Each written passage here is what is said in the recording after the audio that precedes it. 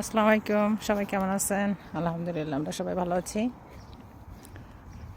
আমি শর্ট ভিডিওতে যেটা শেয়ার করব সেটা হচ্ছে আয়ারল্যান্ডে ওয়ার্ক পারমিটে কীভাবে আসা যায় এবং কী কী লাগে সেটা আর কি। ফুল ডিটেলস আমার পেজে থাকবে, আর প্রশ্ন থাকলে কমেন্টে জানাবেন।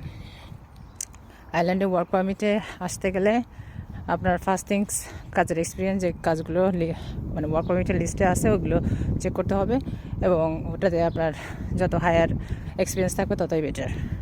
বাট শেফদের জন্য আর কি অ্যাসিস্ট্যান্ট শেফ 2 ইয়ার্স ম্যান্ডাটরি লাগবে, আর হেড শেফের জন্য 5 ইয়ার্স ম্যান্ডাটরি। আর অন্য সেক্টর আপনি যত হায়ার থাকবে ততই বেটার। দেন হায়ার এডুকেশন ডিপেন্ড আপনার কোন সেক্টরে আসবেন, মিনিমাম ব্যাচেলার ডিগ্রি থাকতে হবে। অ্যান্ড দেন ভালো ইংলিশে কথা বলতে হবে, যেহেতু এটা English country. So IELTS mandatory না, ইংলিশে কথা বললেই আর কি এনাফ। বাট যদি আপনার সার্টিফিকেট থাকে IELTS-এর, ওটা আপনি সিভিতে অ্যাড করে দিতে পারেন অ্যাজ এ নন ইউ। ওরা অনেক সময় চেক করে। সো এটা একটা মানে বেটার পসিবিলিটি থাকে।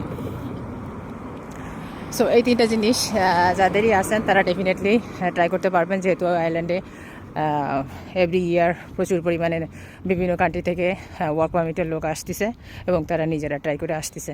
সো এখানে এজেন্সির কোনো ফাংশন নাই।